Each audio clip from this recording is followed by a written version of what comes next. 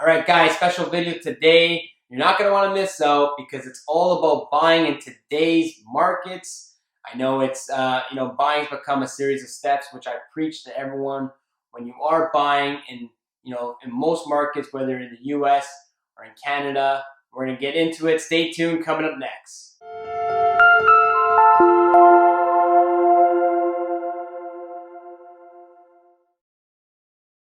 All right, guys, welcome back. Michael here. I know it's been a while since we dropped, like I said earlier. Now, obviously, a lot has changed since we last kind of spoke because it's probably a good year ago at this point.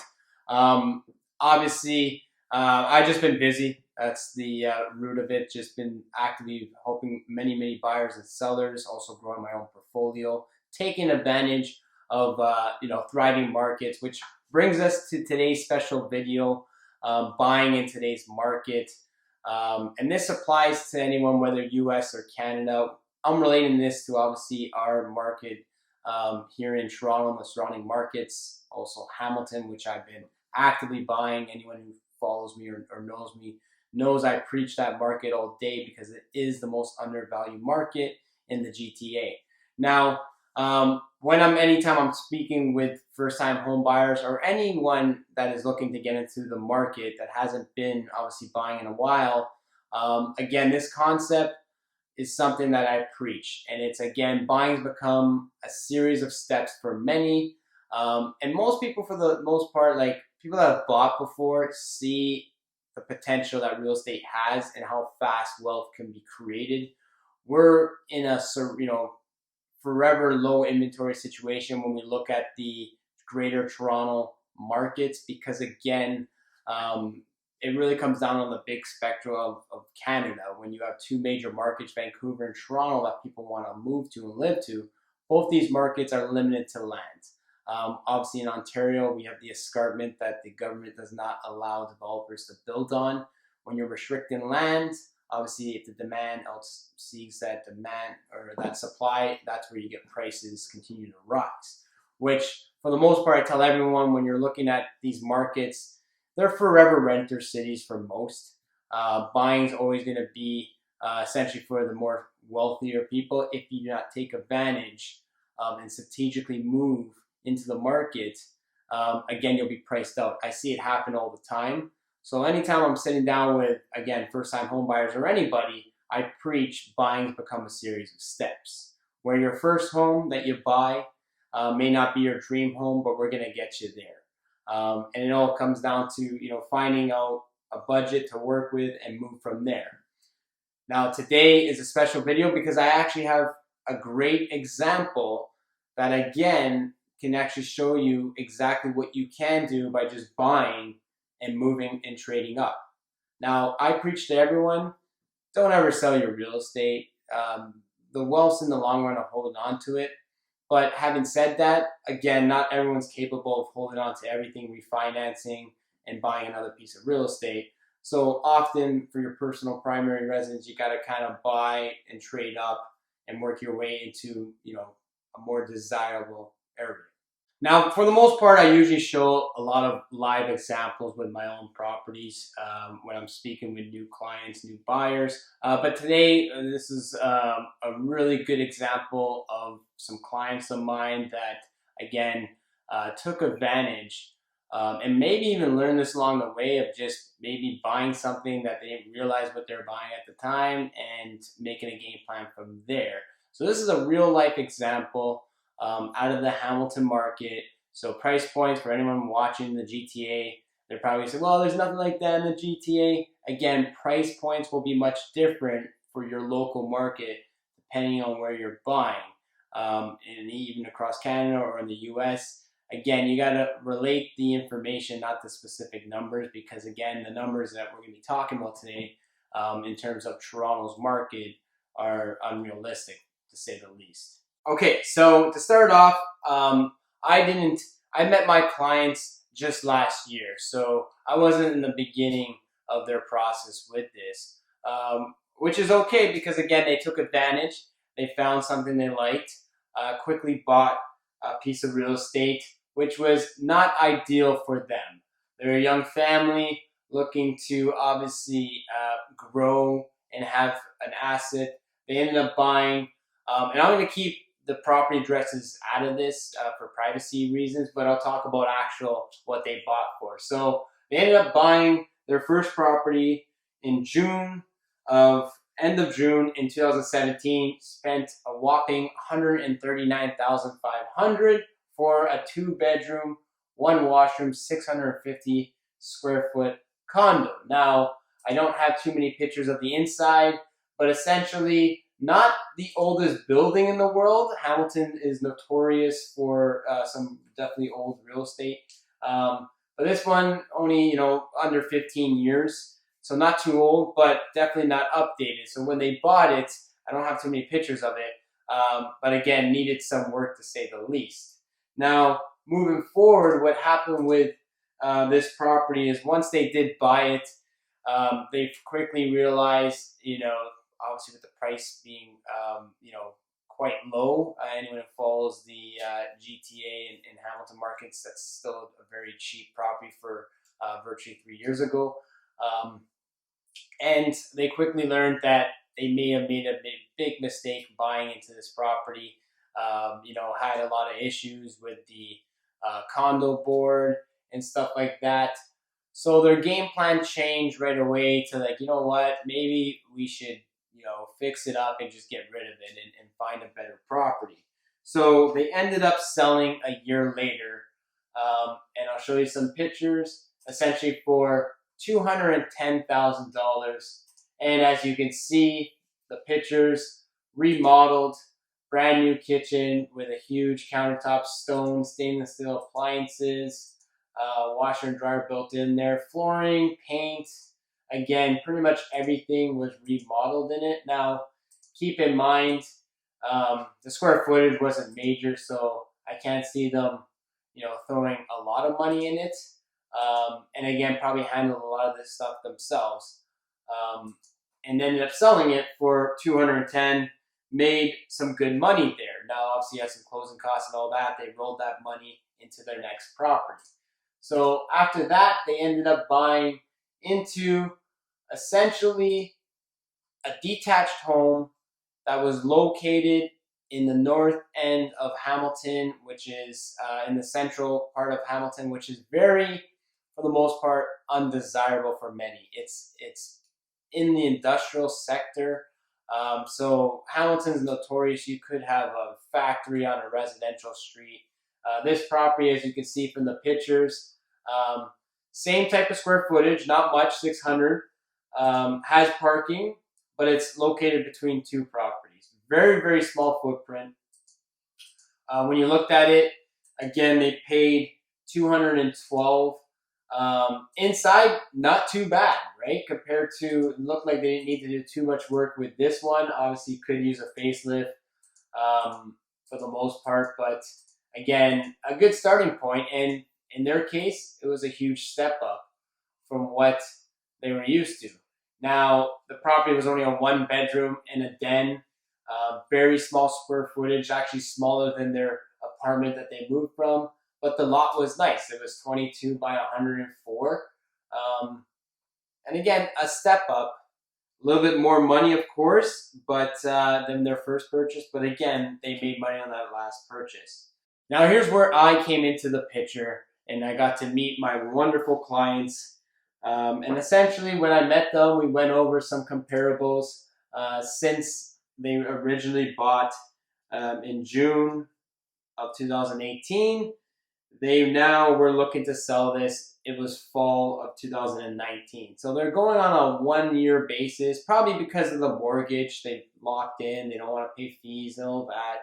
And again, they're trading up. So when I met them and we walked through the home, obviously they did some work with the exterior, gave it a little facelift, built out their driveway, just expanded it because, they need the room for their trucks and cars. Now, in the interior, you can see they obviously gave it a facelift. Again, they did their little touch, new paint and all that. Obviously, our pictures, when we're taking them, we're using lenses to expand the space and all that. But again, very small footprint overall. and they turned their 1 bedroom into a 1+den. Obviously, they have a young child, so they made it into like a kid's room. But for the most part, that area is very, very small and tight. Um, and they quickly learned. They redid their washroom. Their washroom came out really, really nice. And their backyard, which was a big selling feature, was built for entertaining. Had the hot tub, built up the deck, and again, did a really good job just to incorporate the exterior space with the interior space, because again, you just had no square footage to work with. Now, after we discussed and we ended up listing this home, still, small footprint. So we ended up selling this pretty much in November, end of November, for 318,000. So again, another 100,000. And obviously they put some money into it, but still moving on up. Now I had the privilege of working with them on the buying side, which for all those who know, anytime you're looking to get into real estate, a lot of people focus so much on selling, right? Got to get top dollar, got to save commission, blah, blah, blah. And they don't realize that, again, where the money is always made is when you're buying. Because again, those last 2 properties that they did buy, maybe they were forced to sell because they realized it wasn't the best. And I'm not even saying that, again, they were probably limited to what they could buy. They wanted to step up. The industrial side is not desirable in Hamilton, but they took action and they, again, started trading up, and would learn once they lived there, hey, this, maybe area is not the greatest and we need to maybe get out. And maybe that was their motivation to sell, because again, a lot of people sometimes stay, but again, in the market as it was thriving, they took advantage of that. Now, on the buying side, which I tell everyone, the money is always made in the buying, because for the most part, we can only sell something for what the market will bear. So if we had a crystal ball, you can only sell something for 500 if it's only worth 500. You can't sell it for 550 or 600, especially in Canada. The appraisals, the banks wouldn't even fund it.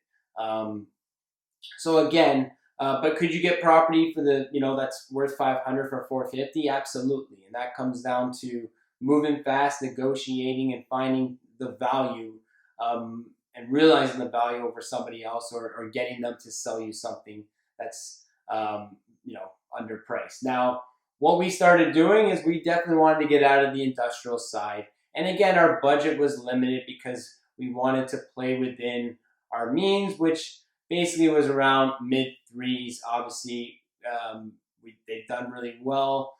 And for the most part, their mortgage has always been around the same amount of money because they keep rolling their equity in the next. So eventually we came across this home, which was a 1.5 story located in the east end of Hamilton. Now, they purchased this for $355,000. This was 1,000 square feet, 3 bedrooms, 1 washroom, unfinished basement, had a lot of potential. Now, anyone who knows the area this home is located in, it's in a section where there's a lot of more government housing that they've been selling off, and obviously buyers have been coming to buy them. But again, they looked at this, and it's a great area. There's nothing wrong with these areas just because they're selling off this type of inventory. It's a motivated seller. The city doesn't want to hang on to it. For the most part, they make sure they're very sound, move-in ready, because again, they're appealing to maybe first-time home buyers or people getting into the market. But again, when we found this, it was a 1.5 story, 3 bedroom, new flooring, white paint, just builder style stuff, 1 washroom, nothing crazy, carpet throughout the upstairs, and again, unfinished basement with a nice private yard. Has potential for obviously finishing the basement, putting a rec area down there, but again, nice level lot. And to them was a huge step up because they're no longer in the industrial side, they're no longer near all the factories, you're in basically a suburb. And again, the east side of town is really up and coming because again, the value you can get in 2019, you're paying, they closed on this in December for $355,000. So fast forward to 2020, they moved in, they started renovations. They like to add their little, custom their home to their liking. Um, and the game plan when we really bought this was to hang on to it, was to maybe stay there for a couple years. And again, telling them that at some point, take advantage of long term, the market, it's going to add, it's just going to grow in value. And at some point, we can trade you up into an even better market. Fast forward, pandemic happens where, pretty much world goes on lockdown. Um, Again, in our market here, it's slim pickings on a regular for listings. They finished their property and it came out phenomenal, but they didn't do much. All they really did was the kitchen, the washroom, pretty much left the upstairs, didn't finish the basement, called me and said, Mike, what do you think we can get for it? They just bought it. Market is constantly coming up. And at some point when we were discussing numbers, they said, Mike, if you can get $500,000 for this, we would sell and we would go find maybe another home in this area and maybe do the same thing or just move into a different property, take the money, and again, just sit on it with more equity. Now, again, as you see these pictures, they did a way nice custom, chef's kitchen with a huge, huge island. I would say this island is typically not in these homes. It's 1,000 square foot homes. They're usually more like double the size. But again, such a phenomenal job that they did. Gas fireplace or gas stove, and obviously fireplace. They put that in. Just a very nice change from what it was. Now upstairs, they kept it the same. They just added a little flair with the designs. But for the most part, they didn't touch much. Backyard, obviously, had their kid stuff and all that back there, but for the most part, didn't do too much with it. And then we listed this for $499, and we did sell this, in fact, in May. Them just purchasing it a few months back for $355. Obviously updated a little bit, but again, took advantage of the low inventory. Still buyers were looking for, remodeled homes, which, brought us back to, okay, where do we go now? Now we had a budget of, close to 500, or at least around 500,000 to kind of play with. So it actually opened up the areas. Now the whole goal was actually to stay in the area because they really, really did enjoy the area. It's very quiet. It's up and coming. There's a lot of different types of real estate, townhomes, semi-detached, detached homes that are very affordable. Now, because we were able to look in a $500,000 market, it opened this up to pretty much all across the board. Obviously, in more desirable areas, it would get you properties that are a little bit less, in more in need of work, or maybe like townhomes. But again, really opened the avenues up to look. Now, anyone who knows Stony Creek in Hamilton is one of probably the best area in terms of PR for the GTA. Everyone thinks Stony Creek is not part of Hamilton. It's beside the east side of Hamilton. For the most part, the more west you are in Hamilton, the more value, because you get to spill off of the Burlingtons, the Ancasters, Waterdown, all these areas that are very desirable because you're very close to Toronto. You come east, prices tend to drop off. And then you hit Stony Creek, which has a lot more new construction, and again has good PR, I say, for many, because a lot of people from the GTA love Stony Creek. It's accessible by highways, and again, you can kind of buy new construction, set up shop, and it's a great, thriving market. Now, we came across an estate sale right below the escarpment on a street that has, custom homes. It was a small bungalow, had the original owner since only one owner, and very, very old property. It's always been in the family type of property. Needed work, very private backyard, but again, when it comes down to structurally, it was amazing. Just had so much potential. For the most part, didn't need, besides giving a facelift, didn't need to do much. Pride of ownership in this home. It was set up for multiples. Our markets here are pretty much, anything under the average, it gets multiple offers on it. And as you can see, with the old school wallpaper and, pink carpet, again, you can see very outdated. But for the most part, like the area, 9 out of 10, great area. Basement's finished, needs a facelift, also has a bedroom down there with a nice lawn on the front with private in the back. So we were looking around, ended up submitting an offer, and we landed this one at $495, which in my opinion for 922 square feet in the area was a phenomenal job by them.